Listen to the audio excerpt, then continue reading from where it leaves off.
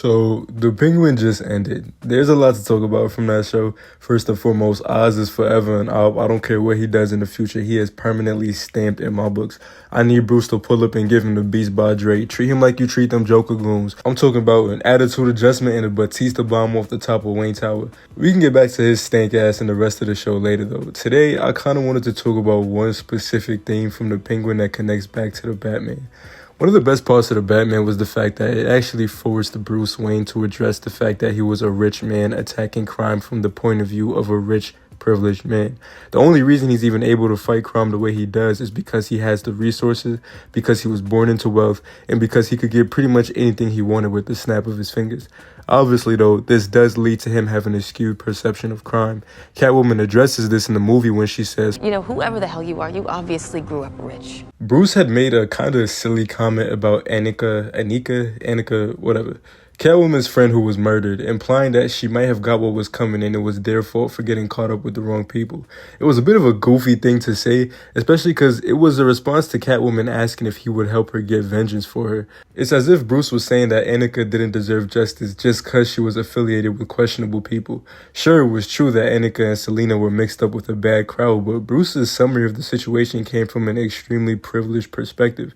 He never had to struggle for anything. He didn't grasp the concept of people doing what they needed to do to survive. Poor people all over Gotham who were forced into lives of crime because they literally had no choice.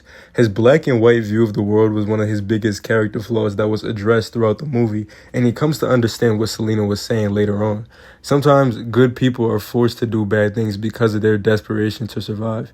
In the beginning of the movie, Bruce understood that Gotham was a shitty place, but when it came to addressing crime, he didn't grasp that many of the people he was handing out right hook, left hook, uppercut combos to were simply products of their environment. Then it was revealed that his father had been put in a situation where fear and a desire to protect someone he loved got him caught up with bad people. Did this now make his father someone who was a bad person? Someone who quote-unquote got what was coming and deserved what happened to him just because he was put in a situation where he was forced to do something questionable? No, of course not. I think this is what opened up his understanding about the gray area when it came to crime. His rich upbringing sort of twisted his view of criminal activity. That's why in a lot of adaptations of Batman, we see him strive to understand criminals first before he actually becomes Batman. In the most popular Batman adaptation, the Dark Knight trilogy, Bruce intentionally became a criminal and got imprisoned on purpose to get a deeper understanding of crime and the way criminals operate. You can't try to fight criminals without understanding them first. On the flip side, you can't try to control criminals without understanding them first. And this is where we turn to Sofia Falcone.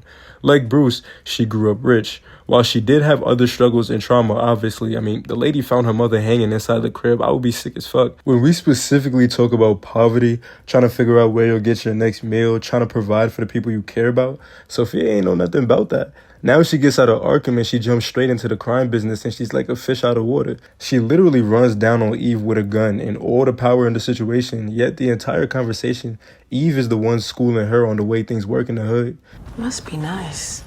You were born into opportunity, honey, so you can afford to think in black and white. It reminded me of Catwoman's line from the Batman as soon as she said it. Eve said that because Sophia said something about since Oz paid her, the relationship can't be love, and Eve found that funny. She was trying to say that Sophia didn't really understand relationships between struggling people because she never had a single situation where she needed another person for survival. We saw the same thing when Eve talked about her girls.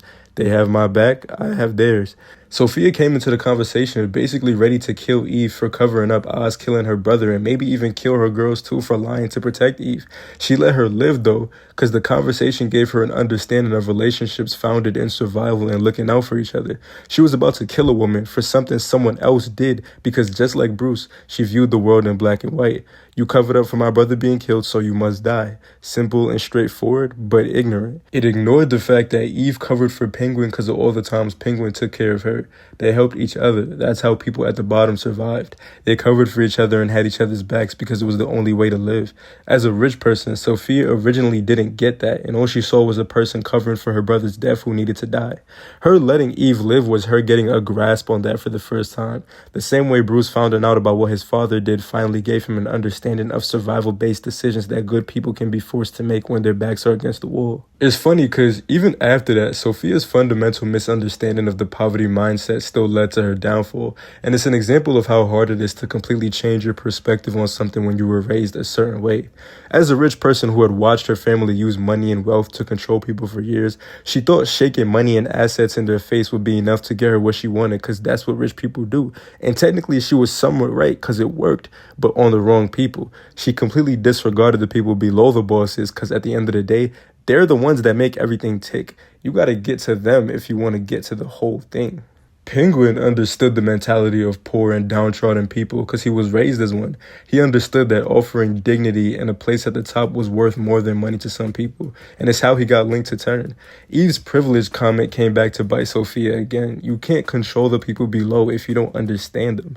Penguin understood them. Sofia didn't. All those underlings he got to betray their quote-unquote masters or bosses and kill them while he rose to power were just looking for a chance to be seen.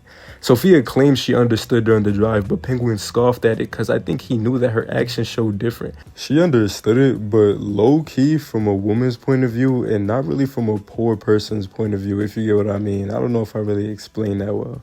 Sofia and Bruce were both originally operating through the lens of a person with a silver spoon growing up, and it affected every event that they went through in the Batman and the Penguin. It's funny because Riddler, the Batman's villain, was pretty much just like the people in the Penguin who just wanted to be seen.